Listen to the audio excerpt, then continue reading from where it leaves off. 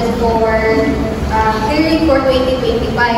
So, ang ato aim karon is ang pag-allocate sa annual fund and sa barangay Maitog. So, we must make sure na ito transparent, accountable, o most of all, ang compliant na ito sa balaod o fiscal rules. So, remember, hindi pwede na mag-over budget kita is kay tungod na ito goal nga is to balance the needs, infrastructure, health, education, o emergency services. So, before we start, magpasalamat ko sa inyong tanan for being here, the council members, treasurers, NGO, o citizen representatives. So, kamundanan is importante kay kumud ang atong decision is ga-affect siya sa the whole barangay. So, let's mag-start na natin. Please clear ang mga council members based on behalf of Rancho Revenue Officers under the law na balance ang budget o resource. Thank you to share. Mga kauban, klaro kayo na diri sa atong barangay is daghan kayo nga guba ng kalsada. O sa ubang barangay, ang kalsada sa ila is di na maagihan. Kung di na ito giniayohon, mas magasto tao, mas delay ang deliver sa goods and services. If road are fixed, mas dali ang transport o mas paspas ang atong negosyo. O mas safe ang tanan. Infrastructure is not only about buildings but also improving our daily life. That's why kinahanglan ta og bigger support. So as a first council member for health and social services, so let us not forget gihapon sa health is like ang mga tao na kinahanglan og access sa clinics, medicines, o emergency response. So kung walay funds, unsa na lang kung naay kalit nga magkasakit or need ng sa kalamidad din ng tabang ganin. Remember last year, dagan natong residents nga naglisod tungod sa dengue o ubang pang sakit. Kung mas dako ang budget sa health, mas dagang doctors or nurses o medicine ang mahatag. So I say health is must be a top priority. So,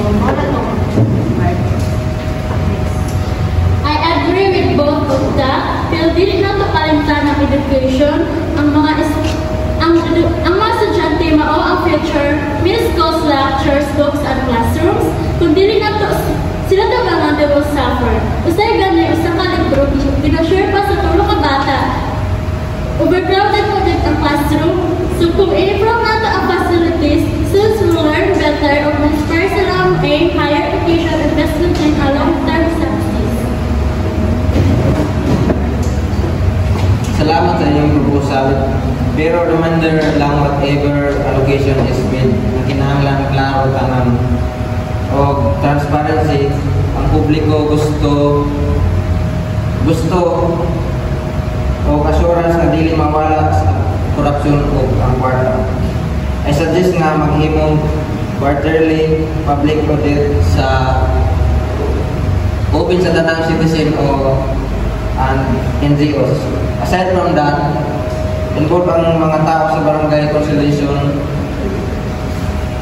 Dili lang official ang mag-decide kung dili po ang ordinary resident na mapektuhan sa budget. Tama ba yun? Kami mga taxpayers gusto klaro na amo mga kwarta na i-contribute is magamit sa sakto o efficient. Ayaw na palagi sa mga unnecessary budget, mas okay kung simple pero effective. Kaysa sa mga over budget ng budget pero walay klaro. Pero if makita na mga maayo ang paggamit sa budget, mas willing po me to pay taxes. Pero if makita po na way klaro, kung sayang lang, people will lose trust in the government. So, very well said. Salamat sa inyong mga insights. So, let's now propose allocation percentage. So, dili ta magpasagad if we must listen to all sides na come up with a clear decision. Given the situation and purpose, 30% infrastructure, this will cover road repairs, street lights, all buildings, and this will be it for everyone. I am also the council for member for health. Health is urgent. I propose 35% for health services, including emergency response teams, medicines, and hospital upgrades. Lives are more important than roads alone. Then let us put 25% sa education. Then I do not to sacrifice ang schools. If ang students are strong and smart, the whole barangay will grow in the future. So that leaves us with 10% for emergency services and others. So city treasurer, is this feasible? So do we meet the legal requirements?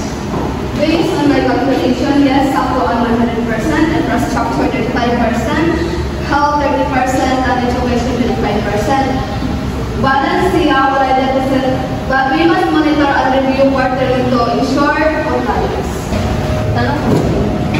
Ang quarterly audit must be published may be deposed sa Barangay Bulletin Board of official Facebook page.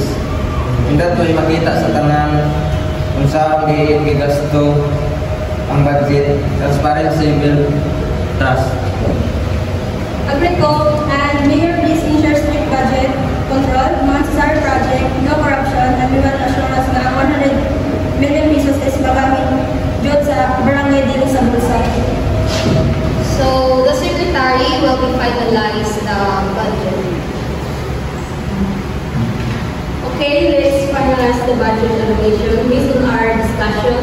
As agreed, the allocation will be infrastructure 35% with 35 million, health and social services 30%, 30 million, education 25%, 25 million, emergency and others 10%, 10 million.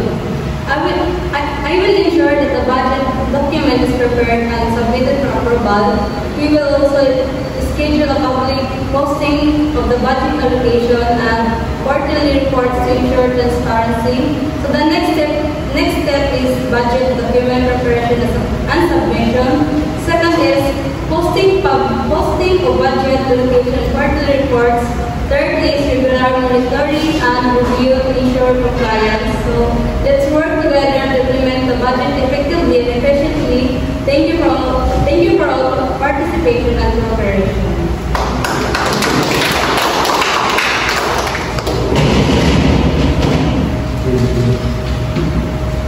So we commit na transparent mag-imot quarterly reports. Also, we promise na mag-open kita ng channels for citizen feedback. So, kung unsay concern is paminawon nato sila. And then also, together, let us move forward for a better barangay Maido. So, daghang salamat sa inyong comparison. God bless.